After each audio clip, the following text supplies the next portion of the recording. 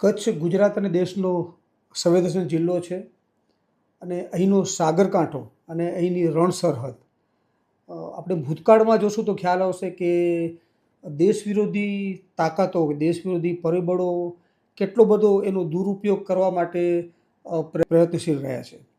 હમણાં આપણે જોયું કે એક અઠવાડિયાના ગાળામાં મુન્દ્રા વિસ્તારમાંથી 2 વખત ડ્રગ્સ પકડાયું. ડ્રગ્સ આપણે આજે દેશની એક હું એમ કહી શકું કે દેશ માટે સૌથી વધુ ચિંતાનો વિષય છે, કારણ કે એવો મુદ્દો છે જે ગવર્મેન્ટ કે આપણી એજન્સીઓ, આપણી સિક્યુરિટી એજન્સીઓ તરફથી એકદમ ફોકસ માગે છે. આપણે ડ્રગ્સને કારણે પંજાબની જે હાલત થઈ એ આપણે જોયું છે, અને દેશના મેટ્રો સિટીથી માંડી અને ઇવન ગુજરાતના શહેરોના યુવાનોમાં પણ ડ્રગનો પગપેસારો થઈ રહ્યો છે. એક જુદો સામાજિક મુદ્દો છે, સરકારે જોવાની બાબત છે. પણ આજે આપણે વાત કરવી છે ડ્રગ્સના કારોબારની. કચ્છ શા માટે ફેવરિટ છે? લગભગ કે 2022 કે 2023ના અરસાથી જોશું તો દર વર્ષે સેંકડો કરોડ, હજારો કરોડનું ડ્રગ્સ કચ્છના કાંઠેથી પકડાયું છે. અને કચ્છની લેન્ડ સરહદ હોય કે કચ્છનો સાગરકાંઠો હોય, કચ્છની એના માટે ભૌગોલિક પરિસ્થિતિ સમજવા જેવી છે. ડ્રગ્સને એક ગોલ્ડન ક્રેસન્ટ કહેવાય છે કે જે ઈરાન, અફઘાનિસ્તાન અને પાકિસ્તાન એ વિસ્તાર ડ્રગ્સ દુનિયામાં ફેલાવવા માટેનો એક મોટો કારોબાર એ વિસ્તારમાંથી થાય છે. અને આપણું જે મુન્દ્રા વિસ્તાર છે, મુન્દ્રાનો કાંઠો છે, એ વિસ્તારની નજીક છે.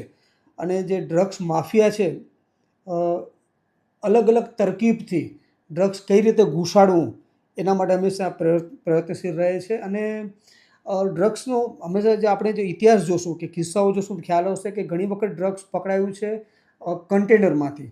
કારણ કે આપણે મુન્દ્રા જે દેશનું સૌથી મોટું ખાનગી મહાબંદર છે, કંડલા પણ એક મેજર પોર્ટ છે, પણ જે અલગ અલગ પ્રકારની ચીજ વસ્તુઓ આવતી હોય છે એમાં ટેલ્કમ પાવડરથી માંડી અને ઘણીવાર બીજી બધું મટીરિયલ આવતું હોય, એમાં છુપાવીને ડ્રગ્સને કઈ રીતે પાસ ઓન કરી દેવું, કઈ રીતે ઘુસાડી દેવું અથવા તો અહીંથી ટ્રાન્ઝિટ કરી દેવું, એવું બનતું રહે છે. અને એમાં શક્યતા એ લોકોને એવી આશા હોય છે કે ભાઈ આ જે 100 કન્ટેનર છે એમાંથી 2-5 કન્ટેનર એમને એમ બધા નીકળી જતા હશે.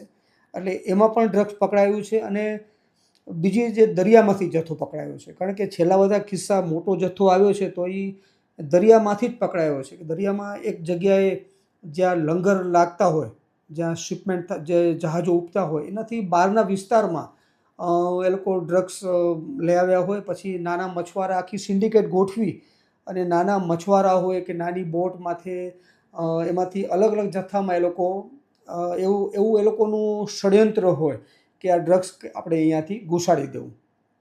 એ જાતનો જથ્થો હમણાં પણ 2 દિવસ પહેલાં મુન્દ્રાના એ વિસ્તારમાંથી એ રીતે ડ્રગ્સ આવ્યું અને આપણી એજન્સીઓની સતર્કતાથી એ ડ્રગ્સ પકડાઈ ગયું. લગભગ 1150 કરોડનું ડ્રગ્સ કોકેન હતું અને એ પહેલાં હેરોઇન હતું. એ જથ્થો પકડાઈ ગયો.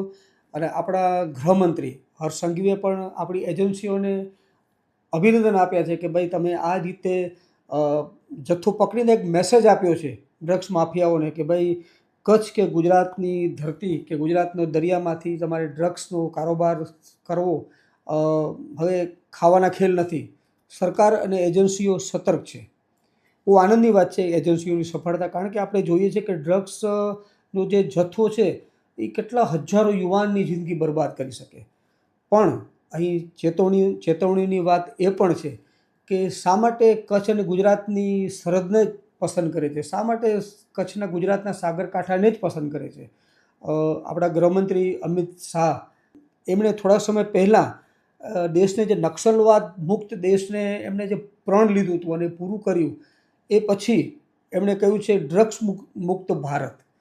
બહુ ગંભીર વિષય છે, બહુ ગંભીર વસ્તુ છે અને બહુ જરૂરિયાતનો વિષય છે. કારણ કે આપણું યુવાધન બરબાદ કરવા માટે ડ્રગ્સથી વધુ અક્ષીર હું માનું કે અક્ષીર દવા કે અથવા તો ઝેર કોઈ જ નથી. અને સરકારની એવા પ્રયાસો હોવા જોઈએ કે એવી એજન્સીની એવી કડકાઈ હોવી જોઈએ કે એજન્સીઓ વચ્ચે એવું સંકલન હોવું જોઈએ કે ભાઈ ડ્રગ્સ માફિયાઓ એક પણ વાર, આજે એમ કહેવાય છે, એવો ડાઉટ કરાય છે કે જે ડ્રગ્સ પકડાય છે એનાથી અનેક ગણો જથ્થો કદાચ પાસ ઓન થઈ જાય છે કે જે એમના જે ટાર્ગેટેડ એરિયામાં પહોંચી જાય છે. એ રોકવું હશે તો ગુપ્તચર નેટવર્ક છે એ બહુ મજબૂત કરવું પડશે અને આપણી એજન્સીઓની સતર્કતા ખૂબ વધારવી પડશે અને આપણા જે બંદરો છે એના ઉપર જે જાપ્તો એની જે નિગરાની કે એની વ્યવસ્થા છે એ પણ બહુ સ્ટ્રોંગ કરવી પડશે. કારણ કે આપણે કચ્છને કે ગુજરાતને આપણે અફઘાનિસ્તાન કે પાકિસ્તાન કોઈ કાળે બનવા ન દઈ શકીએ. એટલે એજન્સીઓને નો ડાઉટ બહુ સારું કામ કર્યું છે, અભિનંદન છે. પણ સાથે એક ચેલેન્જ છે કે ડ્રગ્સ માફિયાઓને ખબર પડવી જોઈએ કે અહીંથી હવે કારોબાર કરવો અશક્ય વસ્તુ બની ગઈ છે. આપણે એવી આશા રાખીએ કે આ જાતના સરકાર, આપણી જે જાગૃત સરકાર છે, આ જાતના પરિણામ લે આવે. ગુપ્તચર નેટવર્ક